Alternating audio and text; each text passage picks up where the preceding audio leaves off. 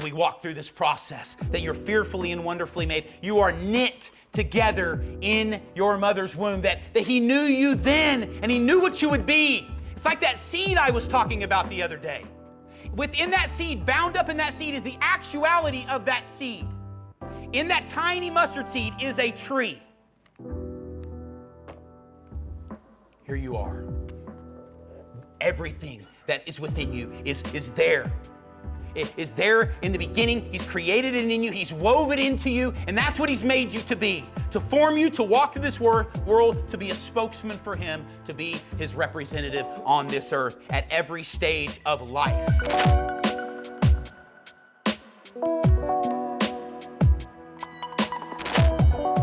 We are in a two-part message called Prosper, and we've got really looking at the prosperity of the Lord, taking a balanced look at prosperity. And last week we looked at, persecution and prosperity and the balance between that, the balance in sowing and reaping, and what that looks like when you sow physically, when you sow financially, and really the beauty of prosperity and the blessing of prosperity. We're going to look at it even deeper today as we look at the Imago Dei, the image of God that's been printed on every single human being on this planet.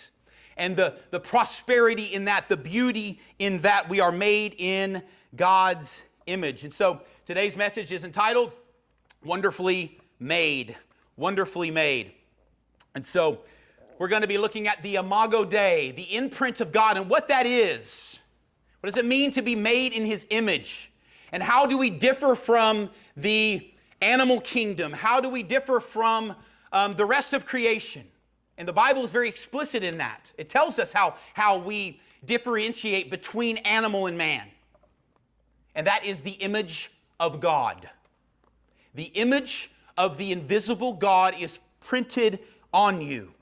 And so Genesis chapter 1 is our text. As we look at that, I'm really going to be reading the first part of the Bible here. Genesis chapter 1.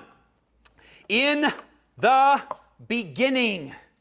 If you have any question where we're starting, it's at the beginning of everything. But guess who was there in the beginning? God. In the beginning, God. That statement alone is where your Bible starts. In the beginning, God. He is the first cause. He is the unutterable name. He is the name that causes all things to be. That's what His name means. It all goes to Him. And if He is the beginning, then what is His plan for your life? And if He's truly printed His image on you, then why has He done that? Why are you that important? Why are you that important to Him?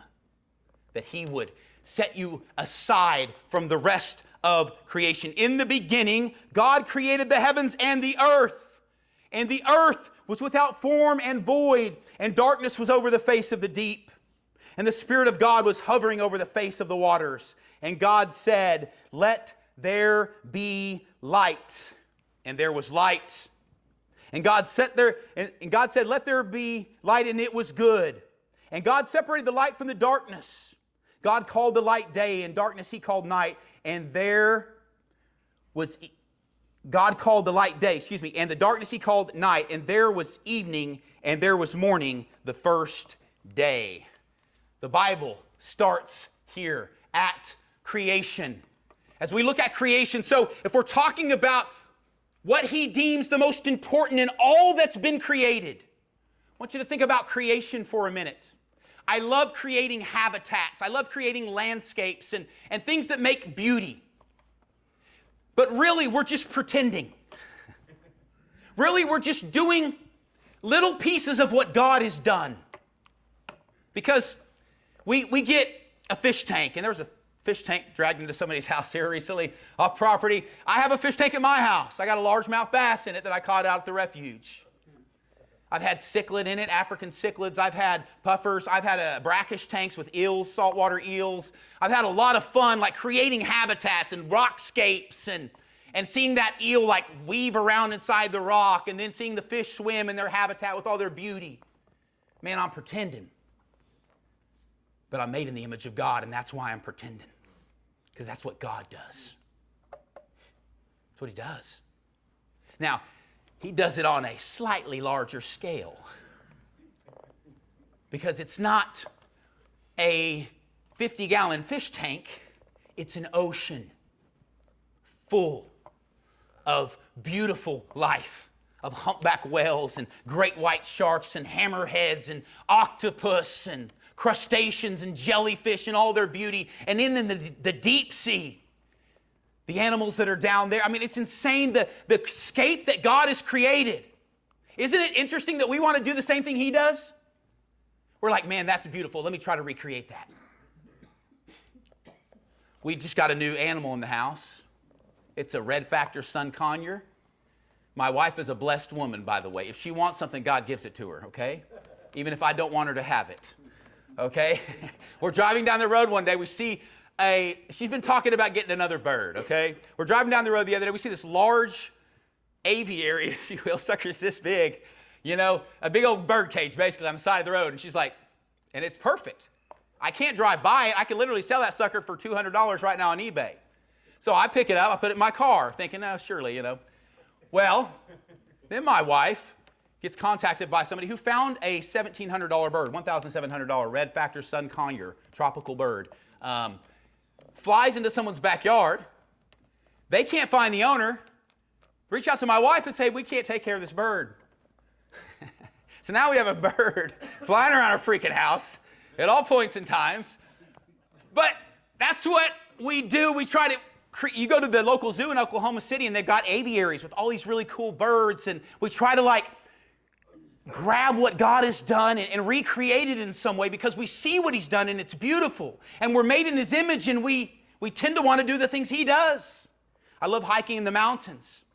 I've tried to recreate little mountains in my yard. For those of you who mow my yard, I got 3 little mountains out there. Those are supposed to be like outcroppings from the Wichita Mountains because I love the Wichita Mountains, trying to bring the mountains to my house because I'm made in the image of God. And I love doing what God does. I love creating things.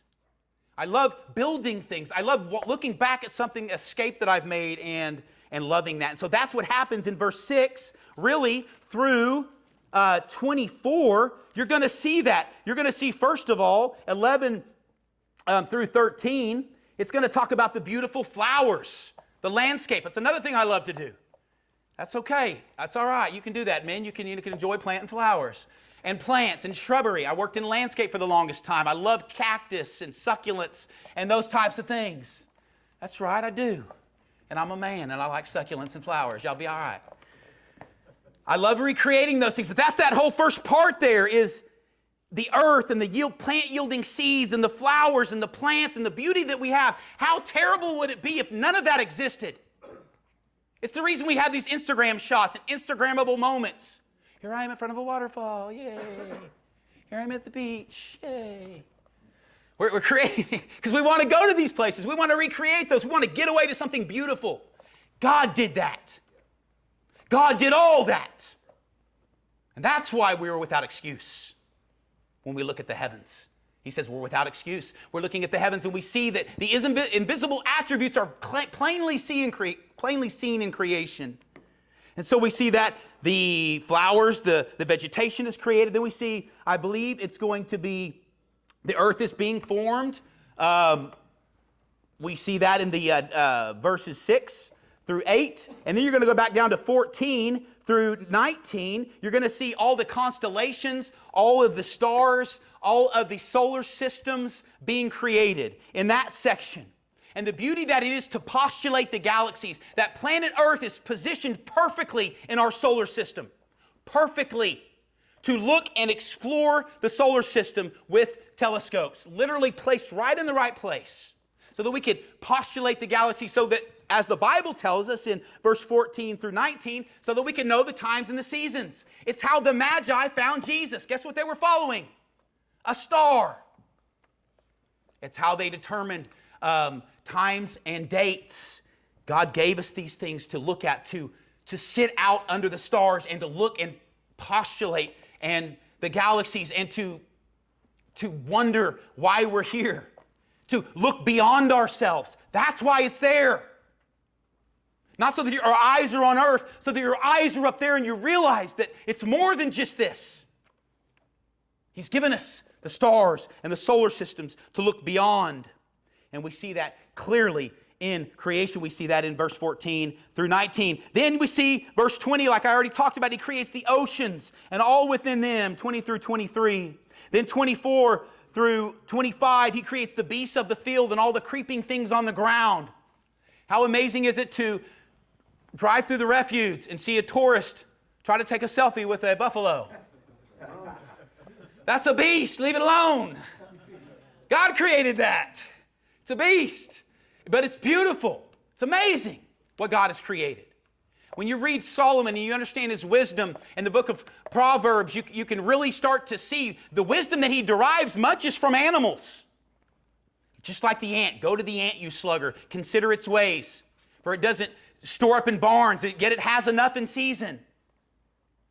I mean, it gives us constant illustrations in nature as to how he functions. And so we can see that. We see that in those remaining verses there. You're going to see the reptiles and the creeping things on the ground. And listen, man, just having a tiny little bug habitat and what that looks like. But you can imagine the microscopic habitats that God has created. One of my favorite superheroes is Ant-Man because he's a unique superhero. And he can go really small. But the beauty that he sees when he's down there at that microscopic level. When you're just looking at a piece of ground this big at the refuge with a little bit of moss and flowers growing through it and the rockscape behind it, just that tiny little scape that God has created. And this world is so stinking vast. And how beautiful is the planet that is created. And he creates Earth for us to live on. The only habitable planet in all of the solar system.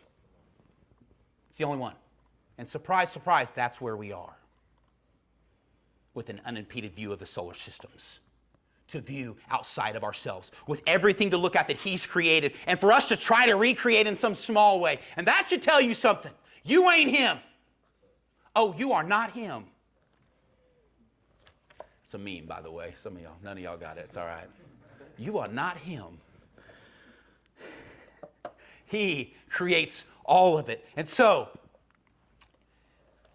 Psalm says this. Psalm chapter 148, verse 13. Let them praise the name of the Lord, for his name alone is exalted. His splendor is above the earth and the heavens. He's the first cause. He's before all of it. We don't look to creation and animals to worship. This isn't pantheism. These are created things. They are beautiful in nature, but we don't worship nature. We should know by this that God is bigger than us. And this beauty that we see in Psalm chapter 139, that he is above all of that. So as we look at all the beauty of this earth, all the beauty that he's created, he is more beautiful. He is more powerful than the bison with the steam coming out of his nostrils on a winter morning. He's more powerful than the great whale. He's more powerful than anything on this world. It's all just a part of things he's spoken to existence. Do you understand that? It's all landscapes he created. And when we can try to recreate our own, and that's beautiful, but let us not forget who we're emulating here. And you may not believe in God, but you're worshiping him because you're made of his stuff. And even the landscaping of your yard is an act of divinity because you only got it from him. And the only way you were able to do it was because of him, because he showed us how to do it. So we see that we are also fearfully and wonderfully made. Psalm chapter 139, you created my inmost being. You knit me together in my mother's womb. I praise you because I am fearfully and wonderfully made. Your works are wonderful. I know that full well. Here we see that we are made in the image of God from conception. Biology will tell you this. There's no argument. It's where life begins. Sperm and egg meet. Life creates. You can argue when the brain develops and all that. It's garbage. That's life. Life has begun. That is the definition of it. It is the beginning of life. That's what conception means. It means the beginning of life. That's when it starts. And once that starts, don't stop it. Because God did it. Do what you want with that. God knit you together. You were not an accident. Your personality was not an accident. It's not. We form our personalities to some degree, but listen, you were born with it. You were born with certain gifts and certain talents in your body. Certain ways that you think. Listen, man, you don't believe it, just analyze a room. Ask them where they come from. Listen, have some kids. That's the real lesson. Then you'll see they got personalities from 2. Listen, Lorelai, she was mean from the start. Still mean. She punked out her older sister always. Pushed her around. Oh, Lily would always run in the room and be like, she hit me. Like, you're the bigger sister. Hit her back. That's what big sisters do. I can't. Lily's so sensitive, man. And I love that about her. But God made her that way. From that age, she was so sensitive and so pure, and you couldn't say anything negative to her, crush her soul, man. Her name means pure one. Surprise, surprise. That's exactly what she is. She's going to be our future preacher. She's moving to Chicago to theological seminary. Amazing to see what God has done in her. Lorelai is going to be, once she's in school, to be a doctor. She's very strong-willed. When she's going to do something, she's going to do it. Everett, very strong-willed, much like his daddy, unfortunately. A spitting image. But he has gifts and talents from birth, man. I see him. Lily's never going to be a rocket scientist. I knew it from probably 6 years old. I could start to see who she was going to be. Look in the mirror. That's who God made you to be. Now, it's been contorted and spit on by the enemy at times, and it becomes something different. But at its core, the love and compassion you have for others, the work ethic you have, whatever's good came from Him. All of it. Every good and perfect gift comes down from Him to you. You good with wood? You good figuring things out? Guess where you got it? From the one who figured it all out. You good at plumbing and putting parts together and getting a plan together? Oh, He got a plan together, all right. And guess where you got it? From Him. Do you love people beyond measure to a fault? Where it takes your time away and it messes up your day? God's called you to be an intercessor. He's called you to lay your life down for others, and He's called us all to do that, but some more than others. Do you love giving and seeing a smile on people's face when you give them something? Maybe you're a giver meant to fund God's kingdom and to fund ministry. Or do you love kids? What is it that God has done in you? Only you can answer that. I could go on and on and on all day. God made you men for a reason. Look in the mirror and write it down, because every good thing in you is from Him. Everything. And write those things down, and you'll get a map for what you're made for. What are you good at? You'll get a map for what you're made for, because the good things came from Him. So we walk through this process that you're fearfully and wonderfully made. You are knit together in your mother's womb, that He knew you then, and He knew what you would be. It's like that seed I was talking about the other day. Within that seed, bound up in that seed, is the actuality of that seed. In that tiny mustard seed is a tree. Here you are. Everything that is within you is there. It is there in the beginning. He's created it in you. He's woven it into you. And that's what He's made you to be. To form you, to walk through this world, to be a spokesman for Him, to be His representative on this earth at every stage of life. I love that wording because it says He wove you. Like that's like you're taking time. Come on, man. You're weaving. It's not just, He spoke. He spoke everything else, guys. Let there be, let there be, let there be. Then He reaches down into the earth and He forms you. He didn't do that with the cow. He didn't do it with the dog. He did it with you. It's that hands-on, it's that weaving. And He picks you and He molds you. And not only that, but He breathes the Ruach of God into your life. The Spirit of the living God. This is why I have somewhat of an issue with ultimate depravity for you 5-pointers out there. I have a hard time removing anything valuable from man. Sorry. When he made it good.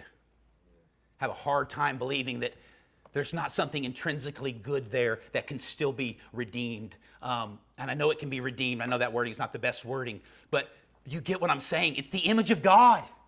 It's on all of us. You can't escape it. The good things all woven into you. To me, it speaks of something God did in you for a reason. Therefore, it rests on you even before sin, in my opinion. Because you were wove in your mother's womb before you even accepted Him or walked in His ways. You are woven in your mother's womb. You are fearfully and wonderfully made. You fathers who have been there on that day, oh my goodness, ain't nothing like it, right? Anybody here cut the umbilical cord? You had to get down on it, like really get into it. And they don't cut like paper. Love it. I like those men that ain't afraid to cut an umbilical cord. Anybody bite it with your teeth? No, I'm just kidding. Don't do that. Doctor will kick you out. No caveman stuff. But I remember first cutting like, ooh, this is weird, man. I was like, you really got to get into this thing. Anyway, good times. I was there for all the births. Saw them come out. Saw them continue to come out. And I was like, dear Lord, that was in you. Oh my goodness. And they're just so long when they come out. It's wild. Anyway, but God did that. God made something beautiful, something perfect in you. The image of God rests upon you.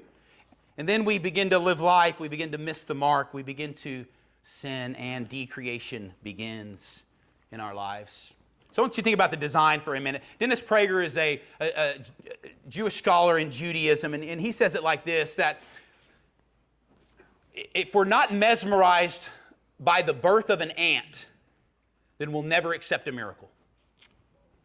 If we're not mesmerized by the birth of an ant, then a miracle, we will never accept a miracle, because that, my friend, is a miracle. The birth of an ant. That's why, when Jesus comes and He does all these signs and wonders, He's healing blind people, He's casting out devils. Crippled people who haven't walked their whole lives are walking. And they're like, show us a sign. Did y'all not see all the signs? No, show me a sign. It's never enough. Never enough. If you're not mesmerized by the creation of this world, if you're not mesmerized by the birth of an ant, you're denying your Creator. You want a miracle? There's your miracle.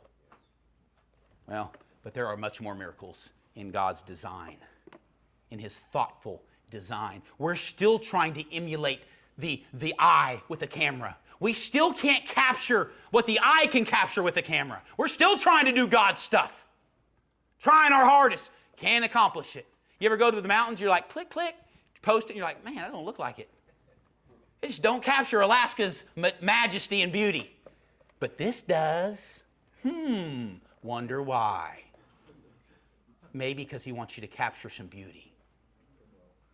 Maybe because He wants you to be mesmerized by the solar system. Maybe He wants you to be mesmerized by the birth of an ant and to say that, God, you are real. You created all this. You created me thoughtfully, wove me together in my mother's womb. I am fearfully and wonderfully made. The eye is a miracle in and of itself. The cornea refracts light entering the eye onto the lens, which then focuses onto the retina. Crystalline lens, the flexible structure behind the iris that focuses the light rays to form an image onto the retina. Anybody lost yet? Oh, I am. I'm completely confused as to what they're talking about. Extraocular muscles. Oh, your eyes have muscles, yes. 6 muscles control eye movement. And your brain is communicating with those muscles, by the way, in split seconds. You want a miracle? Open your eyes and look at your eye. Eyelids spread tears over the cornea. The eyelids are like, beep, beep. Just gonna lubricate your corneas real quick. Beep, beep. Pretty cool, huh? Thank you, Lord. Anybody mad at God? You better thank God for letting Him displace your liquid on your eyes and moisturize your eyeballs. So you're not walking around like, it's just all scratchy all the time. Can you imagine just one thing's wrong on humanity? Just one thing goes wrong. Like, why are my eyes on my butt? Why did you do that, Lord? No, they're here. Up top to look. Why is my neck moved? Because I can look behind me. Come on, man. You want a miracle? Look at yourself and thank God for what he's done. Cone cells, 6 to 7 million light-sensitive cells in the retina of the eye. Excuse me? How many? We need a couple more million over here in this eye factory. What? 6 to 7 million light-sensitive cells in the retina of the eye alone. The iris is the colored part of the eye. The iris is an elastic pigmented tissue in front of the lens that regulates the amount of light that enters the eye. Pretty cool. The iris acts like a camera shutter and controls the amount of light that enters the eye. Lens is the clear part of the eye behind the iris that helps to provide light on the retina. The pupil, center of the iris through which light passes onto the lens of the eye. The retina contains millions of photoreceptor cells that receive light rays, processes them, and sends signals to the brain via an optic nerve. The retina works like the film in a camera. The human eye contains 125 million rods, which are necessary for seeing dim light, and between 6 million to 7 million cones that are needed to see sharp, accurate images in color. Pretty cool, huh? Your God's pretty cool. Your God made you, and everything you see cool on this earth was made by him. And if we can't be mesmerized by the birth of an ant, then you don't believe in him. You see, we are created in his image. Genesis chapter 1, verse 27 says this, and I'm almost done. God created man in his own image. In the image of God, he created him male and female. He created them. So now we have not only the knitting, we have the forming, and then we have the breathing of the Ruach into man. But then it tells us that he's made us in his own image. Do you see the distinction between you and everything else in the creation account? It's a pretty big distinction. That he puts his hands on it, that he weaves, that he has created you. And not only that, but he has printed himself on you. Now that's a mystery to some degree. And we can understand it, we can try to delve into it, and we've done that this morning.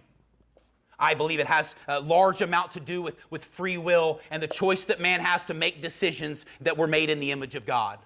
That we are free will beings on this earth that have the decision between right and between wrong. That we are made in his image means that we can love. That every good and perfect thing that is in us is his image. That he's printed it on us. That he's the giver of good gifts. And he's given it to us. He's given it to us for a reason. So if this is the case, and we're created in his image, then the enemy seeks to destroy the image of God in your life. The Bible says this, that he creates us in his own image, and that Bible says this, the enemy has been cast down to you. Woe to you, earth. Anybody here live on earth? He's talking to you. Woe to you, earth, and its inhabitants. You are its inhabitants. You inhabit earth. Woe to you, earth, and its inhabitants, because the devil has been cast down to you, and he knows that his time is short. Peter goes on to say the devil is like a roaring lion seeking whom he may devour, that he is on this earth, and not only is he here, he's the ruler of it. He's the prince of the power of the air. He's the Lord of the land of the damned. He's the Lord of the land of anti-Eden, which is earth. And we are called sojourners. You know why? Because this isn't our home. It's his home. Oh, God's going to destroy it and remake it. That's coming. But we see he's created you in his image. And if he's created you in his image, let me say, if the enemy's been cast to earth and he's furious and you're made in God's image, who's the enemy mad at? God and then you. Why? Because you're made in his image. There's been a distinction with you and everything else. And so what is he going to do? Try to dismantle the image of God in your life. It's decreation. It's anti-Eden. And when we miss the mark, when we sin, decreation happens in our life. Our lives are destroyed. When we engage in addiction, we get the fruit of addiction. When we sow to that, we get the fruit of that. You guys think you're going to sow apple seeds and get pumpkins. I don't know what you're thinking. Think you're going to sow death, decay, thievery, lying, adultery? What you going to get? The same. Broken relationships, death and decay, anti-Eden in your life. It all turns and all points. But Jesus comes and he makes it all right. He lands on enemy-occupied territory, C.S. Lewis says. In human form, God is with us. He comes on enemy-occupied territory to liberate us, to show us the way to live, to liberate us from our sin, and to set us free. So if that's the enemy, how should you walk through this world? Circumspectly walking, because your enemy is like a roaring lion, seeking whom he may devour, and he wants to decreate the image of God in your life. That's his goal, to piss on all of it. And he's done it. Are you sick of it? Are you done? Are you sick of the stench? Then quit playing games and surrender to his plan. Fall on his mercies, my friend, and accept the good and precious gifts that he's given to you. Accept his precious gift. And guess what? The greatest gift is his Son, redeeming us from our brokenness. In closing, I want to show you some decreation. You're experiencing creation right now. You're experiencing the Ruach of God being breathed into your life and your life being redeemed. When you look in the mirror, you're gaining weight again. You got light in your cheeks and color in your face. Your conversations with your wife are beautiful again. Creation's happening. Why? Because you're sowing different seed. Because you've surrendered to Christ and he's guiding you. Go back to that life. And guess what? You're not exempt from decreation. You're not exempt from brokenness. You're not exempt from prison time. You're not exempt from that broken marriage. And your kid's not recognizing you anymore. Come on, man. It's time we wake up. And we realize that the things we do in this life matter. I don't care if it's done in secret.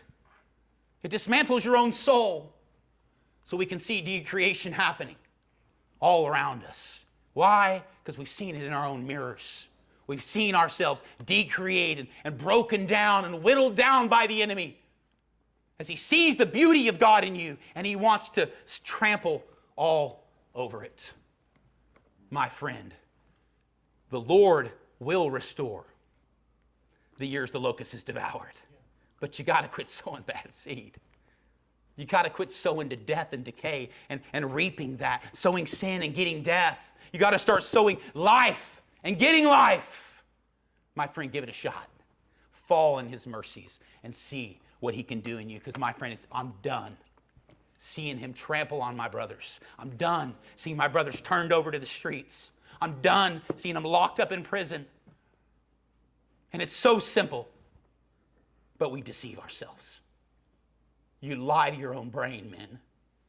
And we think that we can get away with these little things and these little foxes. Then they spoil the vine, man. And then we're back in decreation, back in brokenness, back in decay. But my friend, God wants to liberate you. He's landed on enemy-occupied territory for a reason. To rescue his that are made in his image. And when you do it into any of these, you're doing it unto him. Why? Because they're made in his image. Yeah. Any of these, you've done it unto him. Any of these.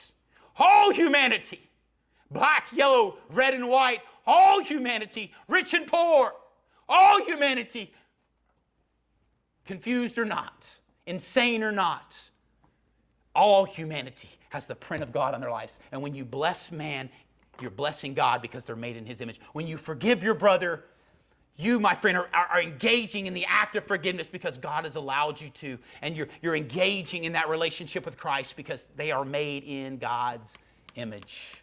Amen? You are valuable. Let me end with this. I mean, you are valuable. Many of you, it hurts to hear something like that, man. And you hear Whitley and myself, and we're pretty self-deprecating at times. I get it. It's because I know who I am at my core. I know the life I live and I know the life what I've done. But there is something beautiful that God is doing, and we shouldn't just focus on the negative. We should focus on the beauty and the beauty that God has created in us as well. Yes, I'm a dead man inside without Jesus. But with Jesus, oh man, I can love my wife well. I can love my kids well. I can provide shelter for them. I can be the man that God has called me to be only because of him, because of what he's put on this skin. Let's bow our heads. God, we love you and we thank you. We thank you for this day. We thank you for creation. We thank you for molding us in your image. We thank you for weaving us in our mother's womb. And we know that amongst all of creation and all the beauty that you created, we were your crowning achievement. Having your image printed on our lives. God, it is an honor. May we wear that with honor, God, and may we serve those made in your image, and may we surrender to you, God, and allow creation to happen and life to spring as new seed is planted in our hearts and our lives. In Jesus' precious name, amen. God bless you guys.